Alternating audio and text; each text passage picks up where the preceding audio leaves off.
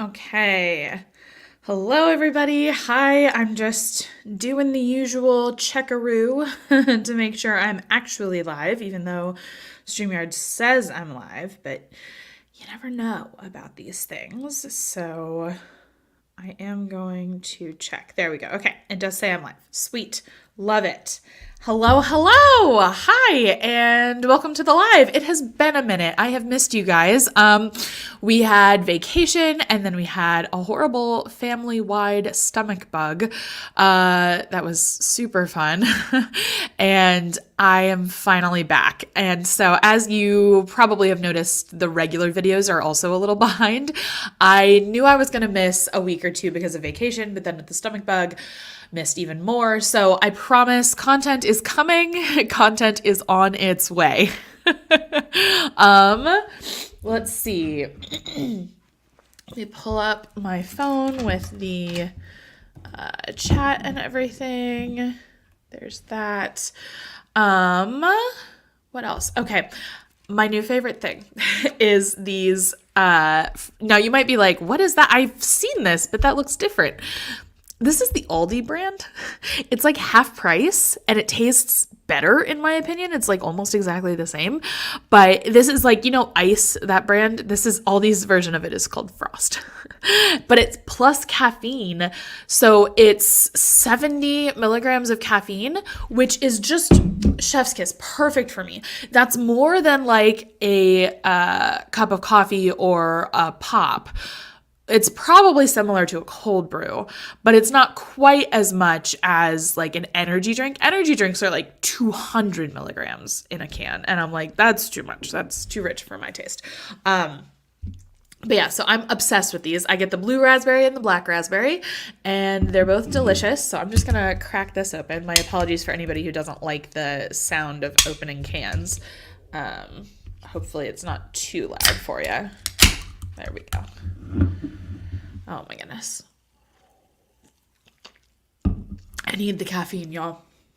Partially the ADHD and like my brain just like functions a lot better with like some caffeine to like, the way I like to describe it, the way stimulants work for me, including my ADHD meds and stuff, is it's kind of like my brain has a million little tendrils that are like going in every direction, and stimulants sort of put it into a ponytail. Take all the tendrils and have them go in like one direction.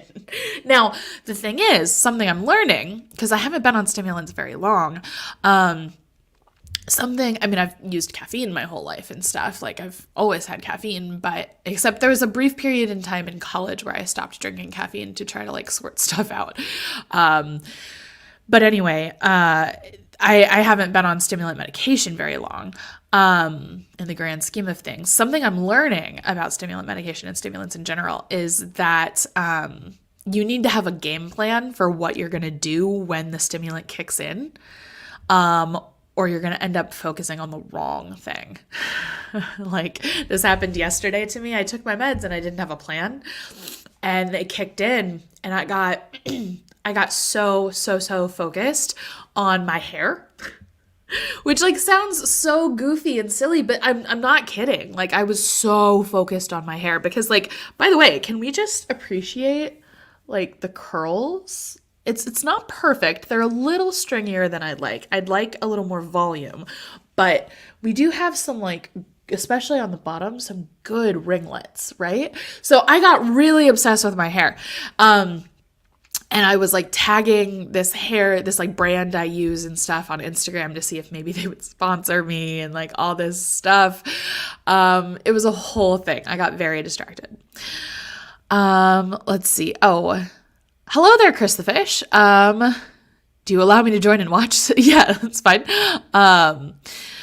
Let's see. That's how my brain feels too. Yes. Okay. Yeah. Model, hair, empress. I love it. Thank you. Boosting my ego, folks. Thanks. So I got like really obsessed with it for not for some reason, because I took my meds and didn't have a plan. So I do have a plan for this caffeine though. I'm going to do this live with you guys. So what we are actually here to talk about is sensitivity, right? We're here to talk about being super, super sensitive and how that has been like demonized and villainized and made fun of and picked on and infantilized our entire lives, right? That's what we're here to talk about. One second. Excuse me. So I don't know about you guys. Let me know in the chat and everything, but I grew up constantly being told I was so dramatic and so sensitive and so needy, whiny, clingy, all of it, right?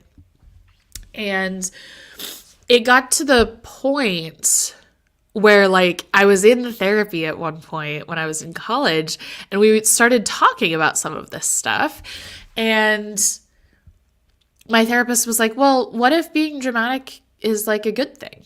And I laughed at her because I was like, that literally makes no sense. In my brain at the time, I couldn't see any way that being dramatic could humanly possibly be a good thing.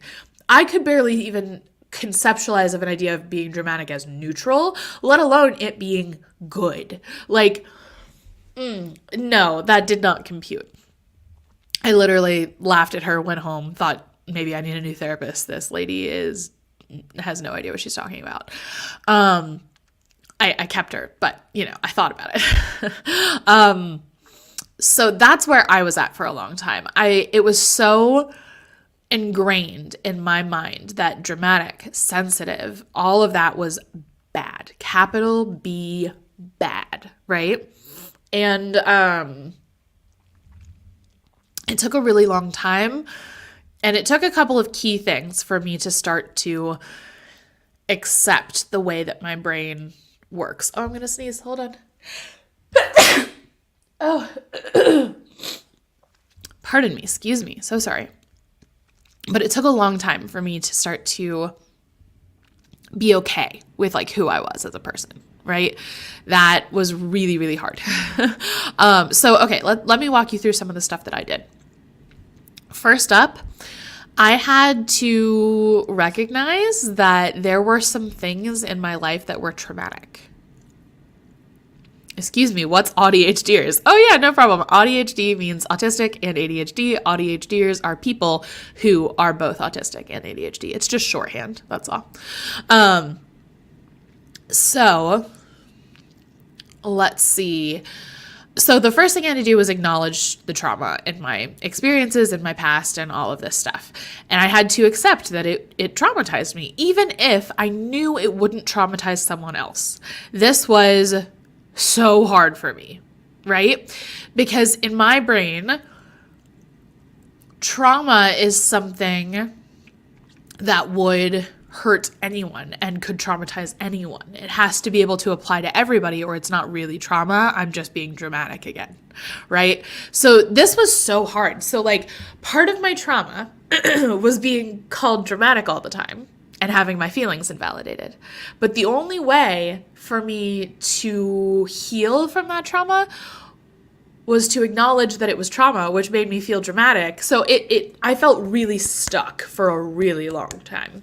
And it took a couple of really cool therapists and a coach and a couple of other people, in my life to get me to finally recognize that, okay, all of this stuff might not traumatize another person.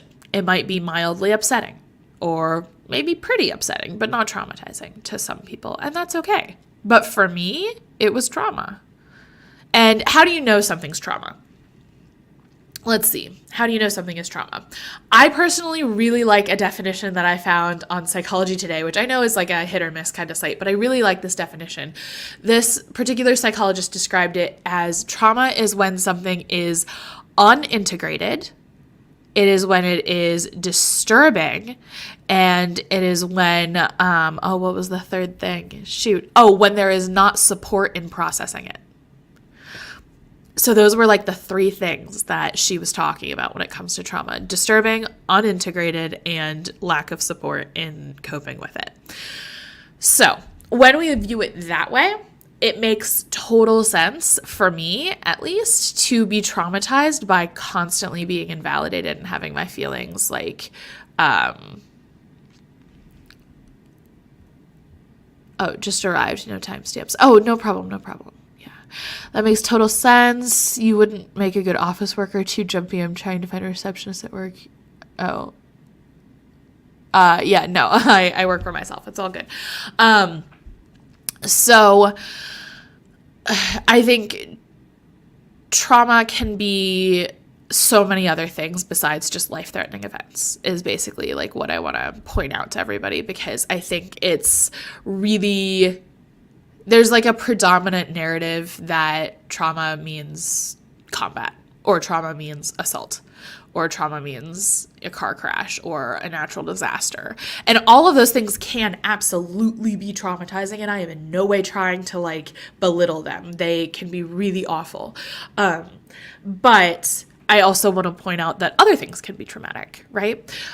So for me, it was, just being invalidated and having my feelings belittled and looked down on for a long time. And I internalized that because I was a child, and I couldn't say, oh, these people who are supposed to protect me are hurting me. They must be in the wrong. Though my brain could not handle that, because that would mean I was unsafe. And that is not a reality children are usually very capable of holding on to, and except for in like extreme circumstances. So what tends to happen, and what happened to me, is I internalized it so that it was like, the people who are supposed to protect me are hurting me. I must be doing something wrong. That's how I got it internalized. And so it sucks, basically. Trauma sucks. Let's just be honest. So, but your sensitivity doesn't have to have traumatized you.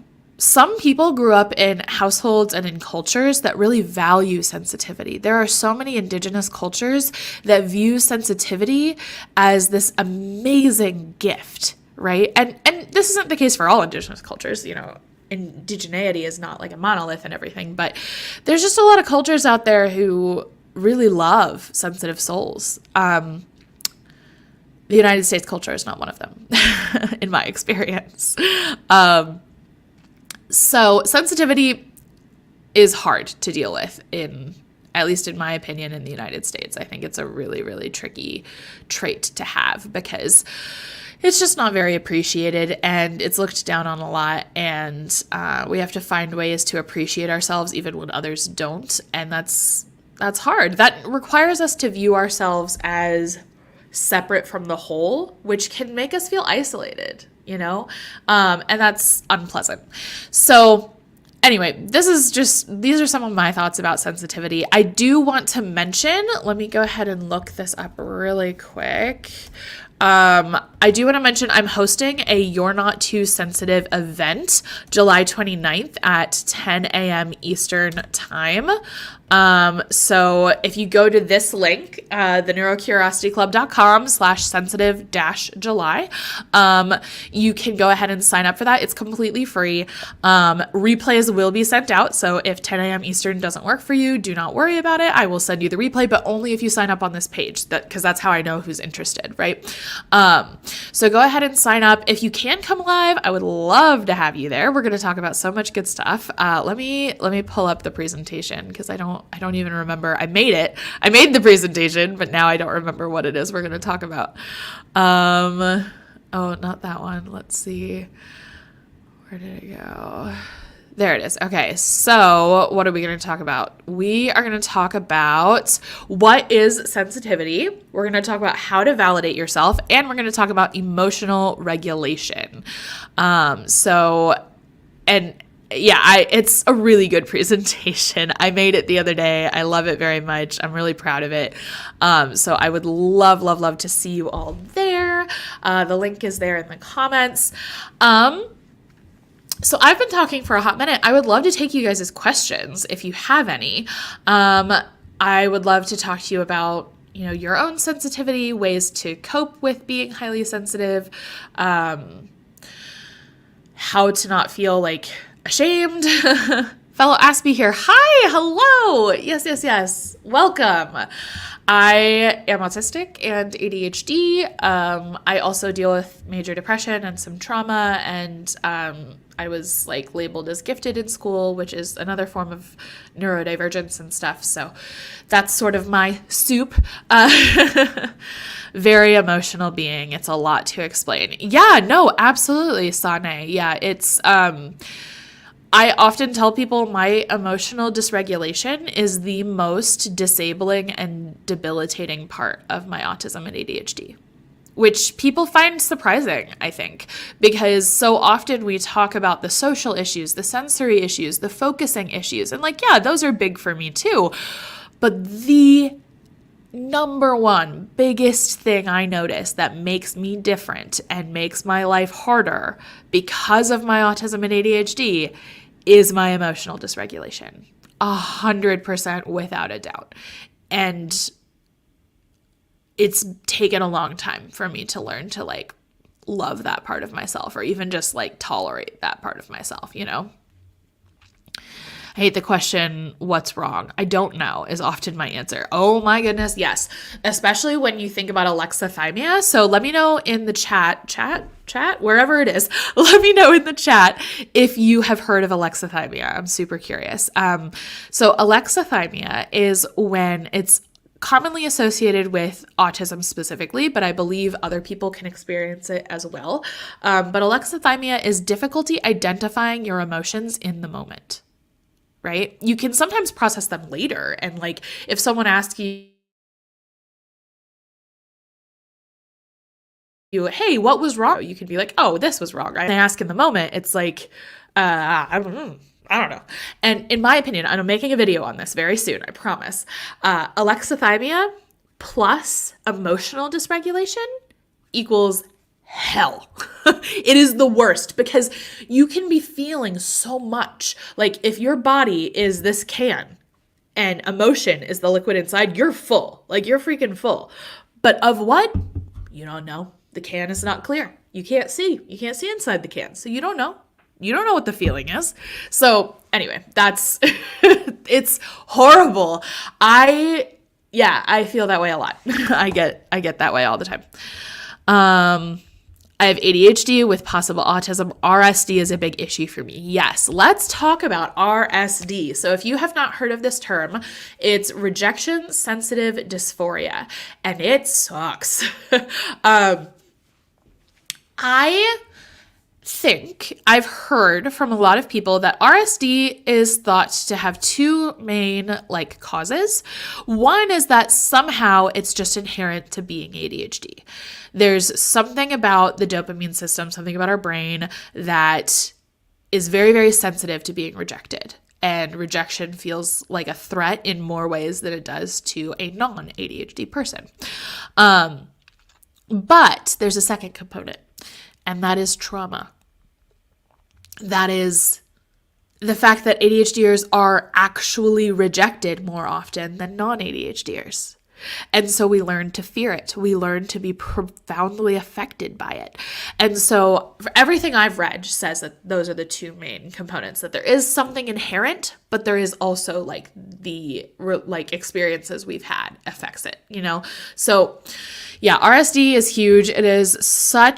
It's such a pain, to be honest. Like, I know it's like a really crappy, lonely, sad experience, but it's also just annoying because it's like, I want to do a thing. And it's like, I can't because I'm afraid I'll get rejected. And it's like, well, I want to do the thing though. It's so obnoxious. So, yeah, that's really frustrating. Like, for example, I am also a business coach.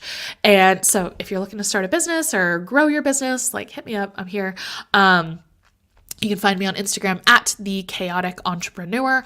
But I'm a business coach, and that's relatively new for me. I've been in business for 4 years, but I'm starting to like coach people on how to grow their businesses and stuff. So I'm creating a group program that I'm so excited for, you guys. I'm so pumped. It's called Making Money as a Leftist. And it's basically about how to appreciate and attract money without using gross, slimy, capitalistic tactics while living under capitalism. And it's tricky, but it's doable. And so anyway, at least in my opinion.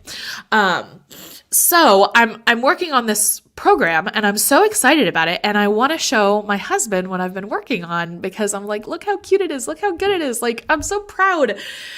And then I go to show him and I'm like, no, I can't show him that. What if he thinks it's dumb? What if he hates it? What if he thinks I'm stupid? What if he thinks the whole thing is ridiculous? And this is a man I have been with for 15 years who I know loves me and would never make me feel small or stupid on purpose. Never. And the RSD is still there. So it's like, it's just annoying. It's annoying. I hate it. Yes, was always numbing my emotions. Yeah, Jacqueline, I get that. Yes, you get it. Yeah, Sane. Hands down, I have ADHD as well. Starting taking meds at 5, so frustrating. Diagnosed ASD at 22. Misdiagnosed constantly. Oh boy. Oh boy. We can talk about misdiagnosis, my friend. Heck yeah. I like your business ideas. Oh, thank you. Thank you. Sorry, I missed one. It's even worse when you are adopted. Oh, I absolutely bet, Autism Addict. I bet that comes with so much.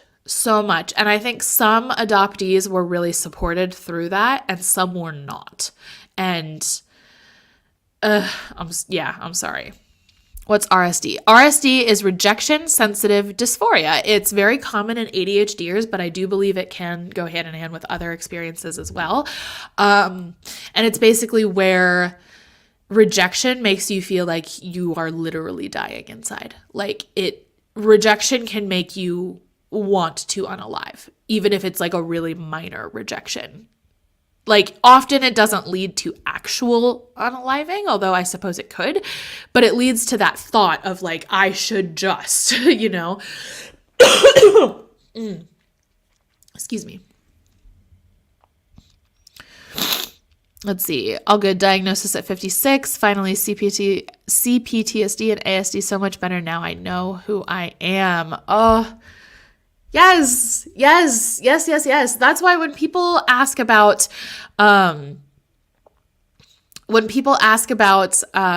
like diagnosis and self-diagnosis and why is it so important and why do I care? And I'm like, because it makes a difference. Because knowing, how does that one Instagram post go from OMG, I'm autistic AF? Great account, by the way. But they have a post that says, there is power in knowing that you are a zebra and not just a broken horse. Power, okay, in knowing who you are. So, it's great. Currently seeking diagnosis for ADHD in talk therapy right now. Hope I get the right data. Yeah, I hope so too. Fun fact, this is hilarious. Somebody on a podcast I was listening to, I was driving my kids and I was listening to a podcast and they said something about data, right? And my 4-year-old from the back seat goes, why are they talking about data? I have a dada. It was really cute. It was really cute, guys. Oh boy. Let's see. OMG, every day there is another comorbidity. Yeah, oh, tell me about it. Damn, I have that. I always thought I was just too sensitive. And that's why we're here, folks. That's why we are here. Because you're not too sensitive. You're not too sensitive. I'm yelling. Sorry. You're not too sensitive. I promise. You're exactly the person you're supposed to be. You're not supposed to be different. Okay? I do not have the right to exist is common for me. Oh, Autism Addict. That is, yeah. I do not have the right to exist. That's a really big one for me too. Now that you say it, I don't know that I've ever put it in those words. For me, the words are like out loud to myself. I will just mumble like, I'm so stupid. I'm so fucking stupid. Nothing matters. Everything I do is dumb. Like out loud, I will say these things and it like calms me down. Why does it calm me down to call myself stupid? Like it's so rude. It's incredible 56. I can only imagine the relief you feel. Yeah. Autistic AF is amazing. Yeah. Rejection sensitive dysphoria feels like a deep pain in my chest that is so overwhelming and dysregulating. I'm still learning how to not self-harm during this time. Yes. Yes. And that's huge. Every single time that you experience RSD and you don't self-harm, I want you to celebrate in some way. Get yourself a treat or do something nice for yourself, whatever you need to do, because that is such a huge and unbelievable win. And I just want you to know I'm really, really proud of you for any time that you have experienced RSD and not self-harmed, because it is so tempting, right? It feels like you deserve it. It feels like it'll make it better. I get it. And so you deserve tons of congrats for any time that you have resisted that. And yeah. Explain why I seem to get so wrapped up in my romantic interest perception of me. Ooh, yeah. With RSD, I would rather feel physical pain than go through all that internal pain. Yeah. Yeah. Started climbing trees, parkour, dance, etc. It really helps. Yes. That's something I actually learned from Tanya Adkin. She's great, by the way. She's like an autism researcher and like academic, or not even academic. She's just like a thought leader on autism. And we love Tanya Adkin in this house. She was telling me that anything that helps increase or requires like proprioceptive attention is really good for ADHDers, especially in like the mornings. So if you start your day with like weightlifting or start your day with dance or whatever, apparently it's really good for us. So I've heard that exercise in the morning is good, but she said specifically stuff that causes you to be aware of where your body is in space. So sometimes running, but like sometimes running, you just turn your brain off. But like with weightlifting, I don't know if you guys have done weightlifting. I've done it a little bit. I love it. I'm bad at being consistent with things. But I've done a little bit of weightlifting and I love it because if you're lifting heavy enough, I can't think about a goddamn thing. And it's so nice. It's so nice. Oh my gosh. Dada lol. Yeah. So happy I found your channel, girl. Me too. Welcome. I know, right? Sometimes it's soothing. Yeah. Thank you for caring. I feel so alone. I often go in the closet and hide because of the relentless anxiety I feel. I will slap my forehead and say those awful things sometimes as well. Yeah. It's especially for autistic people. I think there's a lot of us for some reason want to like hurt our heads. And it might just be because that's where the brain is. And we feel like if we could just punch our brain, it would stop acting the way it's acting. Or maybe there's something proprioceptively about that. I don't know, but I also get that temptation. And sometimes act on it. I try not to, because this is my body and I deserve to treat it nicely. But it can be hard, right? So what was I going to say? I lost my train of thought. Hold on.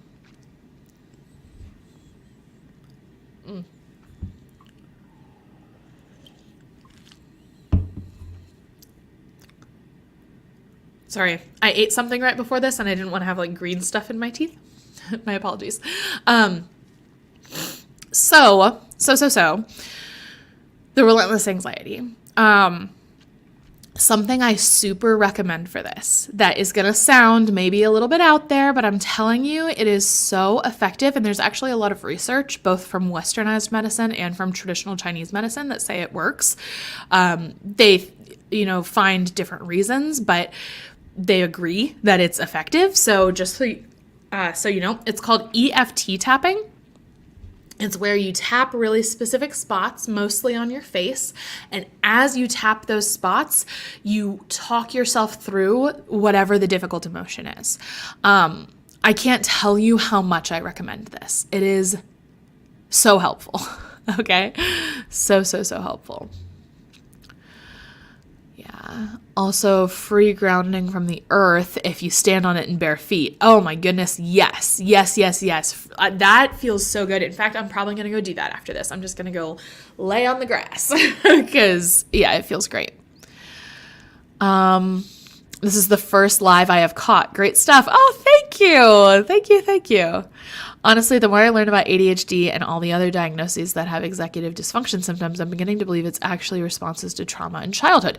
My abstract variety life, yes. There's a lot of debate about this. So people like Gabor Mate, I'm not sure how you say his name, but Gabor Mate, he does seem to believe that ADHD is a trauma response. There are a lot of other researchers who disagree pretty strongly. But, who's to say? Psychology is a very new thing, and we don't have objective tests for a lot of this. And who knows if we ever will? Who knows if we even should? But that's a whole other discussion. But there are definitely some people who think it's trauma responses. There are some people who think, no, it's totally separate. Some people who think it's a little bit of both. So yeah, there's lots of discussion about that. I think it's a form of stimming. It's a rare occurrence that happens if I'm in a really bad meltdown. Yeah, it is. It is stimming, I think, but we try to stim in ways that don't hurt us if we can help it. Polyvagal theory and learning about overlaps between anxiety, ADHD, CPTSD have made me believe it's because adults were assholes to us when we tried to learn and play. Yeah, no, that's a huge thing with trauma. So here's a fun fact about play that you may not have known. I forget the exact statistic, but I think it takes 200 exposures for us to learn something to the point of being able to teach it to someone else. So let's say you're trying to learn the quadratic equation. It takes 200 exposures to the quadratic equation and what it is and how it works for you to be able to explain it to someone else accurately and perfectly. Approximately. All of this is approximate. Every person's going to be a little different. Everything you learn is going to be a little different. However, it only takes 40 exposures if those exposures come through play. Our brains are wired for it, and yet we so prevent it in our society. We treat it like it's lazy, like it's bad, like it's just for kids and all this stuff, and it's not. It's not. Let's see. I discovered that most of my life I have been dysregulated. If I'm swearing, I know it's a sign I am. I spend most of my time just being calm. I have a hair trigger at the mo. Yeah. I'm a pretty dysregulated person as well. I'll be honest with you. I've done a ton of work around it, so it's a lot better than it used to be, but the biggest thing that's improved isn't actually the amount of dysregulation I experience. It's the amount of distress I experience from the dysregulation. That's the stuff I've improved. I'm still dysregulated, but I'm not as scared as I used to be, which is really nice. I'm curious, how are we meant to navigate the symptoms of RSD, ADHD overwhelm? I will avoid answering texts without meaning to. I want to feel connected, but how do I explain this to people? Ooh, I love this. So first of all, go check out if How to ADHD has a video about it, because she probably does, and she makes videos for brains, people with ADHD, but she also sometimes makes videos for hearts, people who love people with ADHD. So highly recommend go check out How to ADHD with Jessica. She's the best. We love Jessica in this house as well. So go check her out, see if she's got a video about it that you can show your loved ones. Something I have done when I've got messages that I'm not equipped to deal with at the moment is I just message them and say, hey, don't have the spoons for this right now. Can I message you in a week? Send me a ping in a week. And that's what I do sometimes. And sometimes people are like, oh yeah, that's fine. Are you okay? And I'm like, no spoons, talk later. And that's it. And if you haven't heard of spoons and stuff, spoon theory is something that I believe originated in the chronic illness community, but a lot of neurodivergent people relate to it a lot too. And so we've sort of joined forces.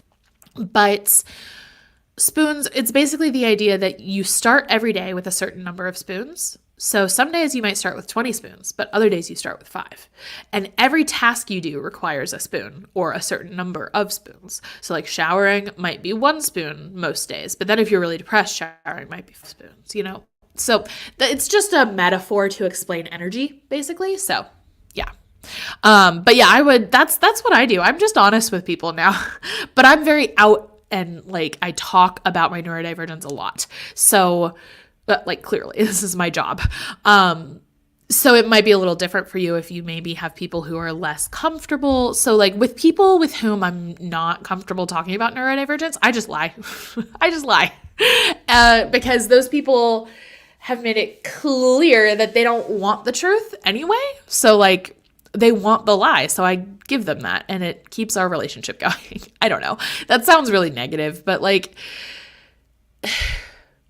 it's like a little white lie, basically. It's just like, hey, instead of being like, I don't have the spoons, I'm really like stressed and scared and sad. Like, instead of just being vulnerable, instead I'm like, hey, I'm busy right now. Can I? And it's like a little white lie. So anyway, that's how I handle it. Just like autism, I think it's just people are haters. Yeah. Wow. Thank you so much. I'm absolutely going to try that. Yeah. Neurotypical is a fake thing. I especially new people. I feel like people are constantly pushed away by my demeanor when we are starting out or even when they've known me a while. Ooh, ooh, ooh, ooh, Dory. Yes. Yes.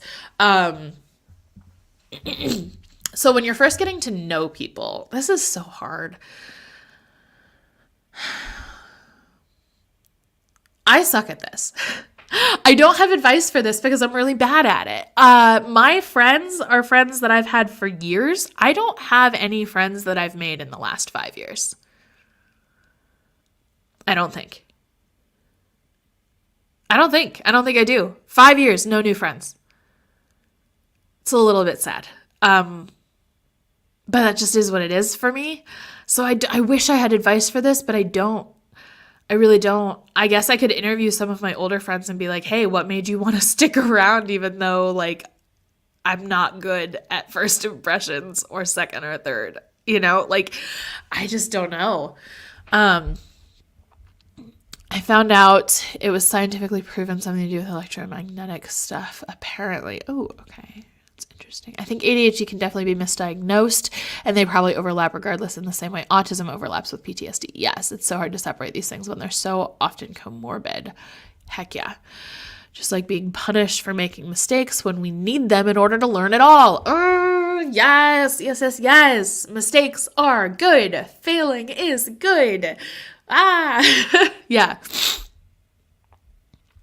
I struggle to talk to people who are not ND at the moment. It's hard. Yeah.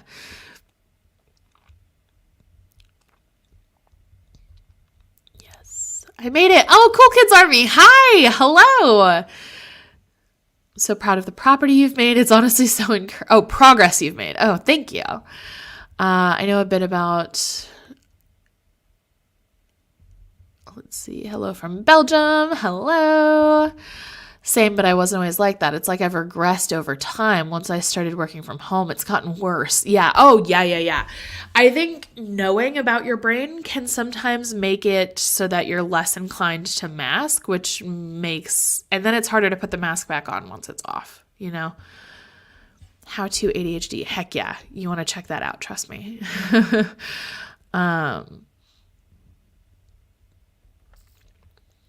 I lie too. Yeah. My students truly vary day to day. I'm a pre-lung transplant patient and have ASD, so my spoons are low a lot of the time. Yeah. Oh my goodness. I hope you get the transplant that you need. But yeah, it's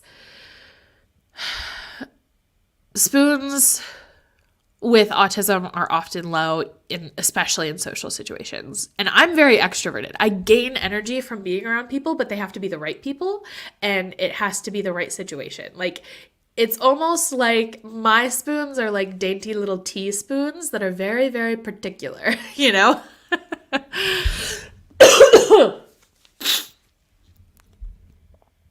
seems easier because some people just think there's something wrong with you. Exactly. Unmasking has made my stuff appear way worse. Yeah. My friends are my cats. Yeah. Sometimes people in your area don't relate as much. Yeah. I'm just like, it's not even, I don't give them a chance to relate. I don't know how to talk to people. Let's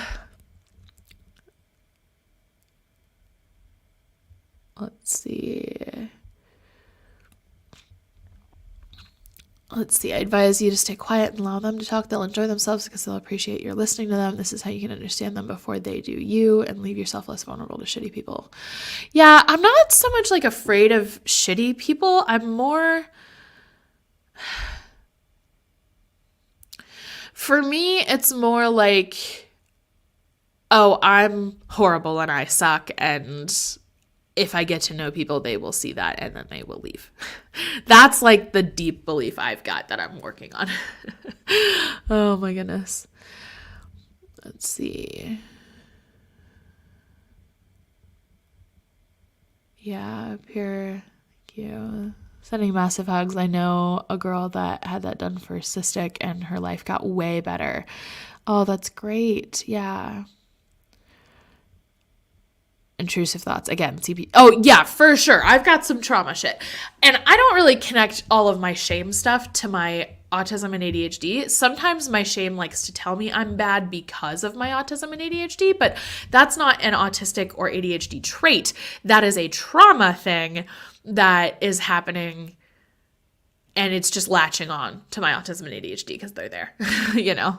So my friends are my cats. I love that. Yeah, I'm scared of people that will treat me like I can't do anything. Ooh, Cool Kids Army. I think this is such a thing, especially for people with chronic illness, autistic folks, otherwise neurodivergent folks. I think a lot of us worry about being infantilized, and it's like, how do I convey that I am a capable human being? How do I convey that I'm a capable human being while also asking for help with some stuff? And that can be so hard, where it's like, it's such a balance. Like, just because I need help with some things doesn't mean I'm like totally incapable. Just because I need help with this doesn't mean I need help with that. But like, it can be really tricky both for us and for other people. Yeah. I also find that specifically American culture, it is uncomfortable to talk to someone who is so transparent with their thought process and vulnerabilities. Oh yeah. Americans do not like being straight up, even though we call ourselves like the nation of straight shooters. Like, no way. We're so passive aggressive. Oh, no one's cooler than you. Trust me. Thank you. Toxic shame. Come on down.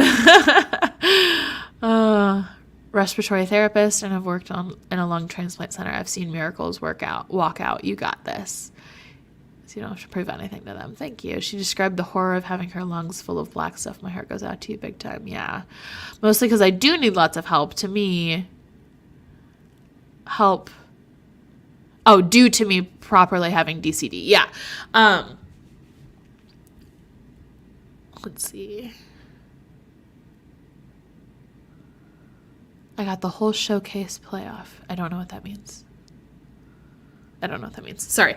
But yes, so Cool Kids Army, it's okay to need help with some things, and that doesn't mean that other people have permission or like are allowed to baby you and treat you like you can't do anything at all just because you need help with a lot of stuff. Like, I need help with a lot of stuff because of my ADHD especially. And Sulk of the Century reference. Oh, sorry. Yeah. I'm bad with references. But what was I going to say? So like I need help with maintaining a household. I need help with filling out paperwork. I need help with like disciplining our children in like a calm and gentle way, but still firm. Like, I don't know. I need lots of help with lots of things. And yet my husband still doesn't treat me like I can't do anything, you know? So yeah.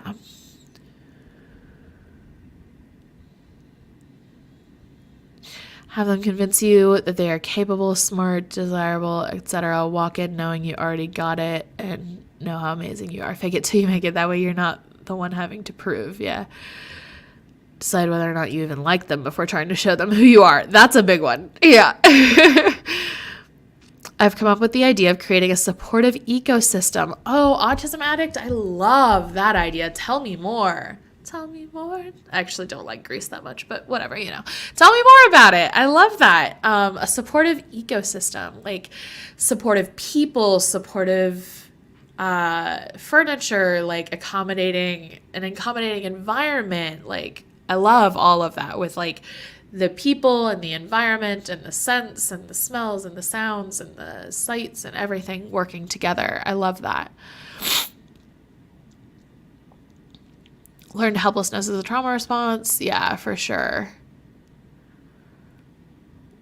When was everybody diagnosed with ASD? I'm curious. Yeah. Excuse me.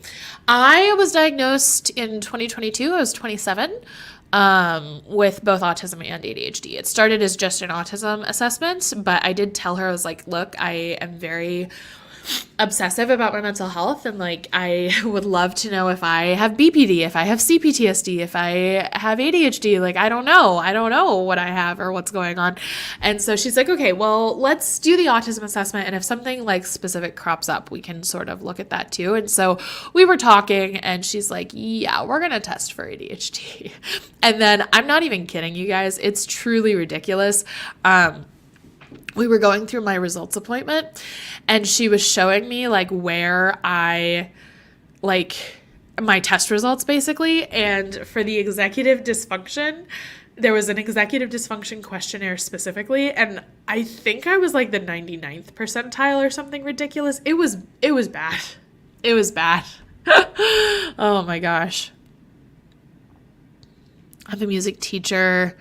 I have an artist friend who's my mentor 1 hour a week. Oh, that's great. A music teacher, an artist friend, a mentor, a therapist. Like, yes, that's what I mean. Okay, little pitch for you. If you want to add someone to your ecosystem, if you would like a coach who is a lived experience guide, who can walk you through what it is you're going through, knowing that they have been in a similar situation, hi, that's me. If you didn't know already, I am an auDHD life coach for the neurocurious, meaning that you don't have to have an official diagnosis of autism, ADHD, or both in order to work with me. I cannot diagnose you under any circumstances. I can't even hint at anything. Totally inappropriate, right? But what I can do is walk you through this experience of what it's like to deal with executive dysfunction, internalized shame, emotional dysregulation, all the stuff we've been talking about. And I can walk you through that. And I offer 12-week packages one-on-one. So we can like work together, just you and me on Zoom, and we make a game plan and we work on what you want to work on. Or I also have the Get Shit Done program, which is focused on productivity and getting shit done, as the name would imply. And so I have all of those programs. I also really encourage you to come to the You're Not Too Sensitive event. Let me go ahead and drop that link one more time. Let's see. There we go. theneurocuriosityclub.com/sensitive-July. So I really encourage you to come to that. It's July 29th at 10 a.m. Eastern. Replays will be sent out, but only if you sign up. So yeah, if you're looking to add someone to your roster, I'm here. I'm available. I'm accepting clients. So yeah, just had to make my little pitch and let you all know what I do. To just have an accountability partner, a buddy would do wonders for me personally. Yeah.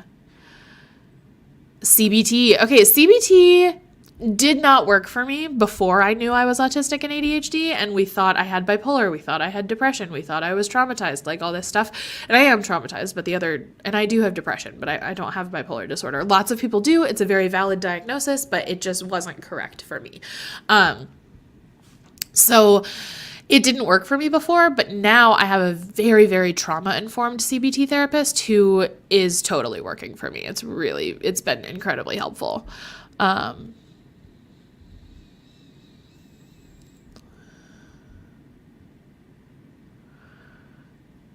Let's see. This live chat's the most social interaction I've had in a while, and I super appreciate you doing this. Of course, I love doing this. Yeah. Let's see. I was misdiagnosed so much and put on all types of medication growing up that I never needed. It was horrible. Yeah. I'm loving this idea of the ecosystem. Yeah. Yes. I was misdiagnosed and traumatized by the adoption counselor. Fun times. Oh, sorry. basically, you're the person that I've been looking for to help me. I already have the diagnosis. I just need help navigating, which I've done a lot of self-help, but I need more. Yeah, Sane, I would love to work with you. We can work together one-on-one if that's your vibe, but if you're a group kind of person, I have that too. So let me go ahead and drop some of the links for ways to work with me so that you can sign up if you wish. So the Get Shit Done program, let me share my screen actually. I'll drop the link so you can follow along in your own browser if you like. But I can also go ahead and share my screen. Share screen. Get shit done. Share. Okay. So, this is the Get Shit Done program, like sales page, informational page. So it's all about executive dysfunction. So some examples would be like sitting on the edge of your bed in a towel for an hour after you shower, unable to get up and get dressed, scrolling through your phone, bored out of your mind when you'd rather be reading or painting or doing anything else really. Having to rewash your clothes. I am so guilty of this because you keep forgetting you've got laundry in the washing machine and now they're all stinky. So yeah, this is me big time. So this program is not going to cure your executive dysfunction. It simply will not. I do not know that I believe that that's possible. And so, but it can help a lot, like a lot. And I know that because we've got all of these testimonials from people who have really loved the program and have loved working with me. So what is it exactly? You get pre-recorded video lessons. You also get a weekly live group coaching call. You can watch the pre-recorded videos on your own schedule. You can come get any questions you have answered on the Zoom calls. And we also have a Discord community. So I use the functional freedom framework, which I invented, that basically just combines emotional intelligence with practical tools and community. So this is just announcing we had a live round that started March 18th. We're actually going to have another live round that's going to start in September. So very excited for that. That's coming up in a couple months. So the lessons you get are a welcome lesson, realizing the impact your neurodivergence has had on you, reimagining what success can look like, reconnecting to yourself and to others, restoring yourself, sort of like unmasking in a healthy way. And then the practical tools are externalizing your motivation, June bugging, which is a cleaning strategy that I love, and momentum building. And then there's a congratulations lesson, which I really encourage you to watch when you get to the end, because it's like you deserve to celebrate yourself for getting there. So you get the Zoom calls every single week for an hour, Discord community, and best of all, you get ongoing access, and it's not a subscription. It's not a subscription. You're not going to have to pay this every month for the rest of forever. You pay once and then you get access for as long as this program exists. And if I do ever decide to close down the program, you will get access to the lessons and the calls and the community for at least another 6 months. I can guarantee that. There's also some bonuses you get. You get a one-on-one call with me for 30 minutes. You get my discovery binders. I have a whole other course about executive dysfunction, and then you'll also get a personalized resource packet. Let's see. So the value is over $4,500, but the actual price is $997. That's like the basic price. But I do offer what I call equitable pricing, which basically just means whatever is going to work for you financially is what I recommend you do.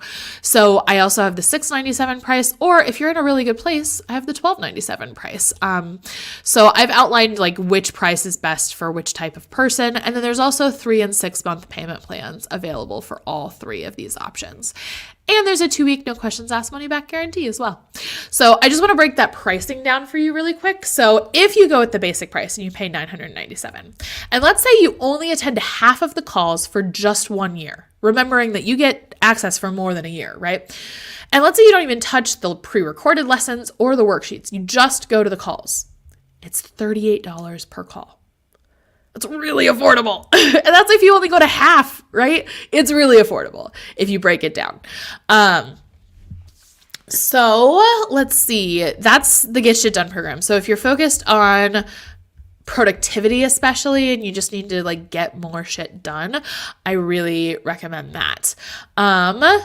If that's not so much your focus, if you are more concerned about emotional regulation, toxic shame, if you really would rather work with me one-on-one, just you and me, then I recommend the individual coaching. That is 12 weeks. You get access to me for 1 hour on Zoom every single week for 12 weeks. We make a game plan. You get a resource roundup, which is just a collection of resources to help you based on what we talk about in our sessions. And then I lost my train of thought. I thought of something else. Hold on. You get a resource packet and all that good stuff.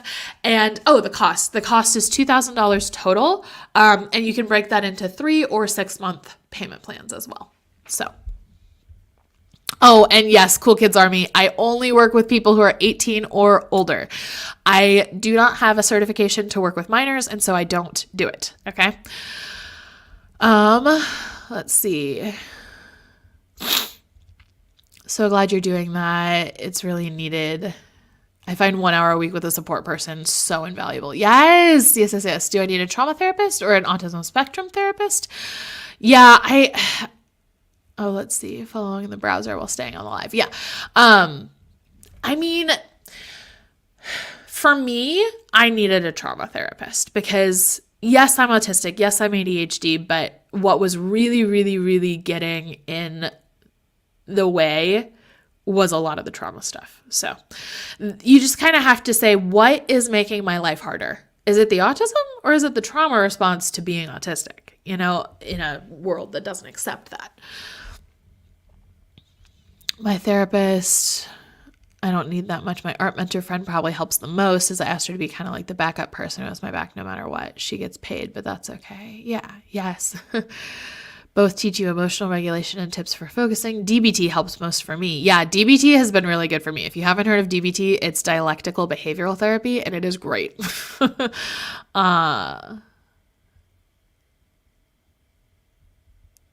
Yeah, but you can come and chat with us anytime. Of course. Yes, Cool Kids Army. You can come chat with us on the lives. We love that.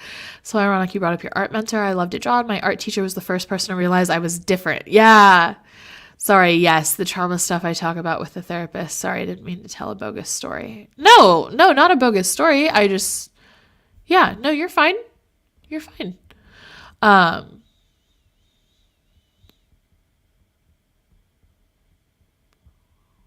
I'm trying to tell what your bogus story even would be.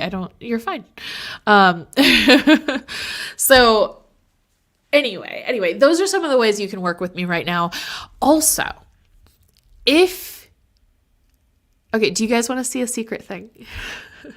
Because you're on the live, and do you guys want to see a secret? Should I tell you? I feel like I shouldn't tell you yet. Oh, too many words in my head not coming out right. Okay, I get that. No, you're fine. I don't know. Do you guys want to know the secret thing? Secrets, of course. Oh my goodness. All right, fine. Let me look it up. Give me a second.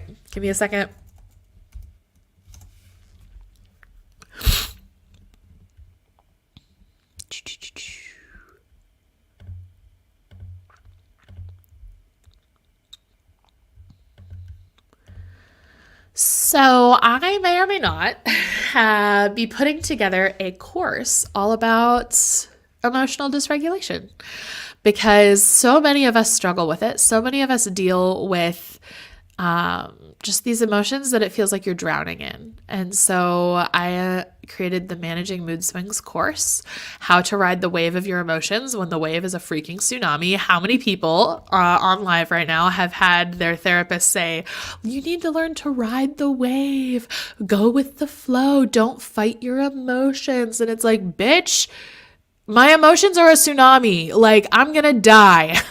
So if that's how you feel when therapists try to tell you to ride the wave, this course is for you. And again, I'm not bashing therapy. I love therapy, but sometimes therapists, I think, misunderstand a little bit. So does this sound familiar? Riding an emotional roller coaster where you never know what you might feel next or for how long. Feeling like your emotions are always set at 11 and wishing you could do anything to turn it down to 5. Not knowing who you are because your emotions are always changing. Or feeling helpless and broken, like there's something wrong with you. But there's not. When you feel safe enough to actually feel your feelings without shutting down or blowing up, you can break the cycle of emotional dysregulation. And how do I know? Because I've done it. This is just a little bit about me and my journey. So this particular course teaches an emotional tool, which is grief, a practical tool, which is sleep, and a mindset tool, which is wise mind. So here's what you get when you join the course. You get like an introduction, like what is emotional dysregulation, but then there's also 3 grief video lessons about grieving the parts of yourself you had to kill, grieving the years you lost trying to be someone else, and grieving the relationships with others you never had. Sleep video lessons, reasons sleep is hard when you're dysregulated, sleep and identity, and then practical tools for how to get more and better sleep. And then the wise mind lessons are defining terms, emotional mind, logical mind, and wise mind. And then logical mind is not superior to emotional mind, and how to access wise mind. And then you also get some cool bonuses. So Grief 2.0, who am I without my mood swings? That's a big one. You get this wise mind journaling exercise template that I created. You'll get a video showing how to make a mental breakdown box. And then you'll also get some EFT tapping exercises that are pre-recorded for you. And then until, it says July only, but until August 5th, I think, you can also get my mental health tracker, which can help you track your moods, triggers, habits, all that good stuff. And it's only $67, so it's really affordable. So the course, each video is 15 to 30 minutes, which means it's about 4 hours total. The course is for anybody with emotional dysregulation for any reason, really. I think this is really going to help you. And then my qualifications are just that, I've lived through it, basically. So yeah, this is the super secret fun thing. Oh my gosh. Let's see. Wow, this all looks amazing. Yeah. It worked out for myself. I had to ride the wave. Dancing is so good. Yeah. No, not DPT, DBT, dialectical behavioral therapy. Yeah. The school year has ended here in Belgium, and the school year I had a PE teacher that didn't bully me for one of the first times in my life. The other ones kind of laughed at me because I'm weak. Oh, I'm so glad you had a good teacher. That's great. I'm so, so glad. Sleep, oops, 2 a.m. here. I'm supposed to be recording a song, but this live has been great. Oh my gosh. Oh, it's 2 a.m. Oh no. Well, I will save you from yourself, and I will cut this live off here. Just so you know, you definitely want to come to the You're Not Too Sensitive event, or at least sign up for it and catch the replay, because that may or may not be when I'm launching the Managing Mood Swings course. So you want to make sure you're signed up for that so that you get the information about the course, and that it's gone live, because this is not live yet.